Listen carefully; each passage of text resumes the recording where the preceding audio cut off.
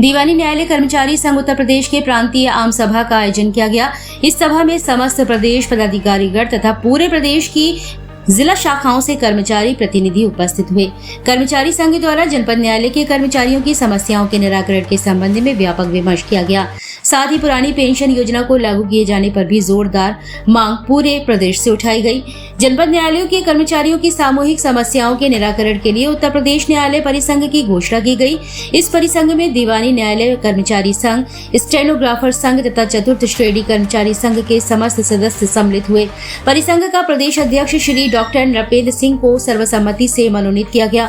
जनपद न्यायालय कर्मचारियों की समस्याओं के निराकरण के लिए संघ माह फरवरी 2024 महासम्मेलन आयोजित कर शासन तथा न्याय प्रशासन का ध्यान आकर्षण करेंगे।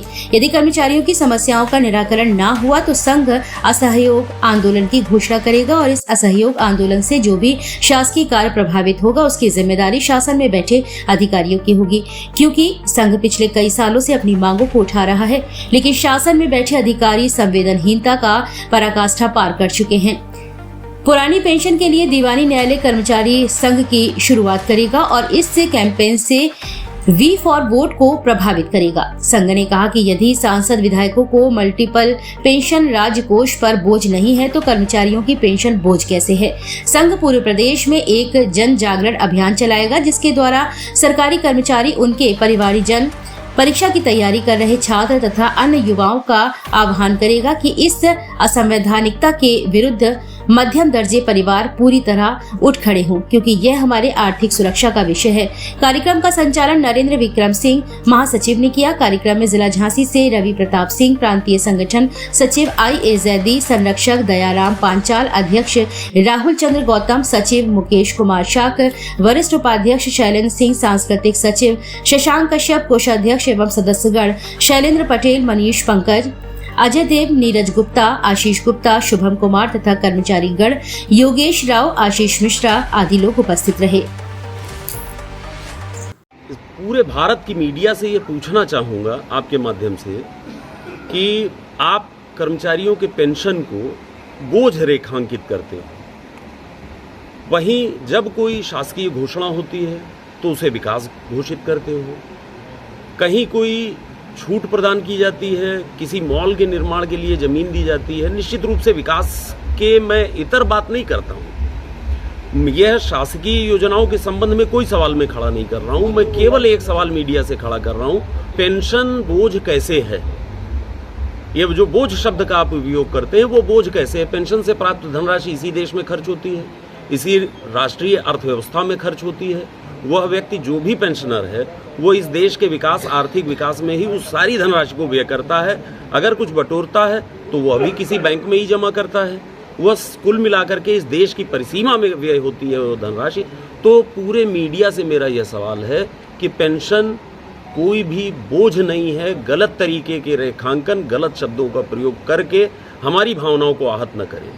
वह आर्थिक भविष्य है और इस राष्ट्र की अर्थव्यवस्था में व्यय की जाने वाली धनराशि है जो राष्ट्रीय उन्नति में सहायक है। कृपया ऐसे शब्दों का प्रयोग करें। धन्यवाद। मैं नरेंद्र विक्रम सिंह, प्रांतीय महासचिव हूँ न्यायिक कर्मचारी संघ का। पूरे प्रदेश के जनपद न्यायालयों के कर्मचारियों को आज हमने इकट्ठा किया है और बड़े लंबे समय से उत्तर प्रदेश शासन हमारे लिए कुछ गलत शासनादेश जारी कर रहा है, कुछ शासनादेश जारी नहीं कर रहा है। नियमावली संशोधन 3 साल से प्रतीक्षित है। हमारी टैगलाइन होती है न्यायपालिका की, न्यायः मम धर्मः।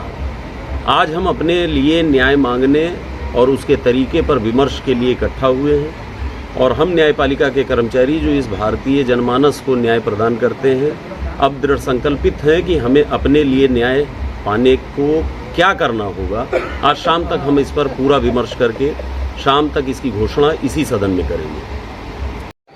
तो चाहे कुछ चीज़ें थी, मितकाशित का मुद्दा था और थोड़ा सा स्थानांतरण उन्होंने किया, मगर एक काफ़ी लंबे समय से चीज़ें और रुकी हुई हैं। तो वो चीज़ें ऐसी हैं कि जो अब एक काफ़ी अब हमारा सबर का बांध टूट रहा है और अब हम उस कार्रवाई की तरफ बढ़ रहे हैं कि हमें एक ठोस निर्णय लेकर माननीय उच्च न्यायालय को एक हमें चेतावनी देनी होगी कि इस निर्णय तक, अगर इस स्थिति तक हमारे कार्य नहीं होते तो हम किसी एक उस तरफ बढ़ेंगे जहाँ कार्य प्रभावित होंगे, कार्य बाधित होंगे, और हमें उस तरफ बढ़ने के लिए बाध्य होना पड़ रहा है।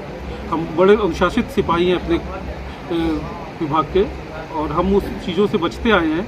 मगर अब जो स्थितियाँ आ रही हैं वो स्थिति ऐसी है कि अब हम बाध्य हो रहे हैं कि हम सड़क पे जाएं या अपनी बातें उस तरह से करें जो जिस स्तर तक हम अभी नहीं गए हैं। तो ये एक बड़ा आह्वान है। इसके साथ एक बहुत बड़ा अवसर हमारे लिए, हमारे संघ के लिए है कि आज इस मंच से हमारे जो तीनों संघ हैं हमारे प्रदेश के, दीवानी न्यायालय कर्मचारी संघ, स्टेनोग्राफर संघ और चतुर्श्रेणी कर्मचारी संघ, इसका एक परिसंघ का निर्माण होने जा रहा है। इसकी एक घोषणा भी उस समय पूर्व हुई है। तो ये हमारे संगठन के लिए एक बहुत बड़ा दिन है, और आज हम एक मंच पे, हम तीनों संगठन हम एक मंच पे आए हैं अपनी मांगों को लेके, और उनके लिए हमने जो एक साझा मंच तैयार किया है, उस एक मंच के माध्यम से हम अपनी सामूहिक मांगों के लिए हम संघर्ष करेंगे। और उसी के साथ साथ एक जो मेन हमारा बहुत एक बड़ा मुद्दा सभी कर्मचारियों का है, पुरानी पेंशन का, इसके लिए भी एक सामूहिक रणनीति हमारे तीनों संगठन बना के इस तरह हम उस पर आगे बढ़ेंगे। इसके बाद भी आपके ये मांगे नहीं मानी जाती तो फिर आगे क्या कदम होगा? आगे अगर इसके बाद हमारी मांगे नहीं मानी जाती तो हम जो भी हम असहयोग आंदोलन और जो सविनय अवज्ञा आंदोलन है, हम उस तरफ बढ़ेंगे। हम जिलों में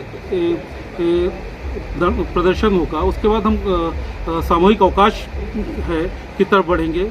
उसके बाद अगर नहीं होगा तो हम हड़ताल जाएंगे, एक पेन डाउन हम हड़ताल करेंगे, और जिस स्तर तक भी हमें जाना होगा हम जाएंगे। जब जो हमारी मांगे अगर एक तय समय पे नहीं मांगी गई तो हम इन चीज़ों के लिए